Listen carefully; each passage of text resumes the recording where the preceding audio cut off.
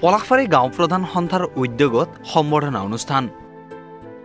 আজি পলাশবাৰী গাঁও প্ৰধান সন্থাৰ উদ্যোগত মিৰ্জাস্থিত পলাশবাৰী গাঁও প্ৰধান সন্থাৰ কাৰ্যালয়ত প্ৰথমবাৰৰ বাবে এক সম্বৰ্ধনা অনুষ্ঠান অনুষ্ঠিত কৰা হয়।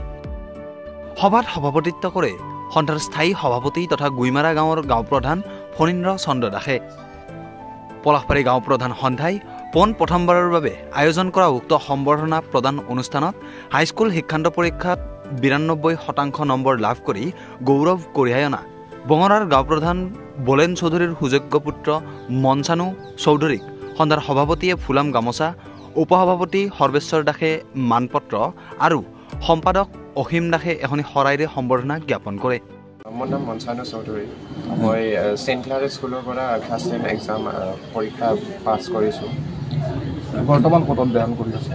মই এতিয়া আমাৰ তাতে চেণ্ট ক্লাৰেটত 11ত আছোঁ, ছায়েন্স ষ্ট্ৰীম লৈছোঁ।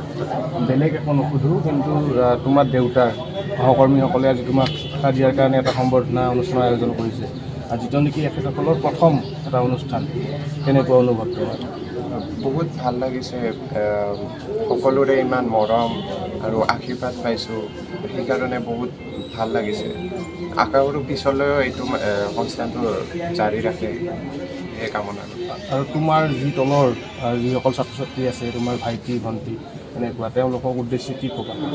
মই তেওঁলোকক ক'ব পাৰিম যে মাৰ্কছৰ কাৰণে নকৰিব কেতিয়াও, নিজৰ নলেজৰ কাৰণে কৰক। আপুনি যিমান পাৰে সেইটোলৈ চেষ্টা কৰিব, কিন্তু মাৰ্কছৰ কাৰণে মুখস্থ কৰি সেনেকৈ নকৰিব, সেইটোৱে ক'ব বিচাৰে। নিজৰ চেষ্টা কৰক পূৰা যিমান পাৰে। ভৱিষ্যত পৰিকল্পনা কি আছে?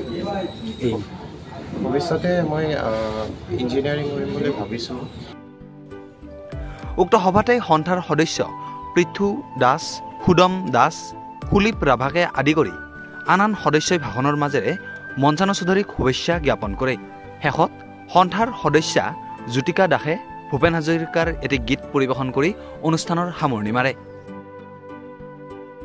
আজি আমাৰ মাননীয় সতীৰ্থ বলেন চৌধুৰী ডাঙৰীয়াৰ সুযোগ্য পুত্ৰ মনচানু চৌধুৰীৰ এটা সমাৰোহ অনুষ্ঠান ৰাখিছিলোঁ। এই অনুষ্ঠানটো আমাৰ প্ৰেক্ষাগৃহতে প্ৰথম গাঁওবুঢ়া সন্থাৰ ভৱনত, আৰু এই কাৰ্যসূচীটো আজিৰ পৰা আমাৰ অতি লৈ থকাৰ কাৰণে এটা প্ৰস্তাৱো লৈছোঁ। মই যদি সন্থাৰ মাজত যদি তেনেকৈ উত্তীৰ্ণ হয় 92% লৈ পেলাই যদি আমাৰ মাজত সন্থাত পুনৰবাৰ আমাৰ ছাত্ৰ ছাত্ৰী পাছ কৰে, ঠিক তেনেকৈ যদি পাছ কৰে আমাৰ সন্থাৰ ফালৰ পৰা পুনৰ আমি তেওঁলোকে এটা সম্বৰ্ধনা দিয়াৰ কাৰণে যি এটা প্ৰস্তাৱ গৃহীত কৰোঁ, আৰু আগলৈও এই প্ৰস্তাৱটো বহাল থাকিব বুলি আশা ৰাখিছোঁ। লগতে মনচানু পুত্ৰ শ্ৰী মনচানু চৌধুৰীক আমি বহুত ধন্যবাদ দিছোঁ। তেখেতে শীৰ্ষ লেখাত আহৰণ কৰক আৰু আমাৰ অঞ্চলটোক এটা ভাল নাম কঢ়িয়াই এইখিনিয়ে হ'ব। News desk report, part of time. অসমৰ সংবাদ জগতখনৰ বাবে এক সুখবৰ।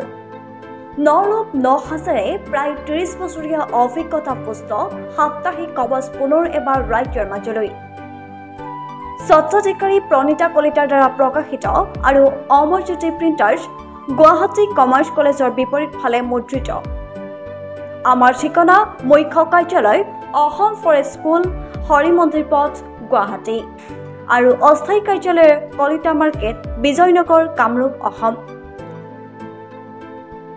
মোবাইল নং 9435114666 আৰু 7024722813। Mail ID prabhatiahom@gmail.com।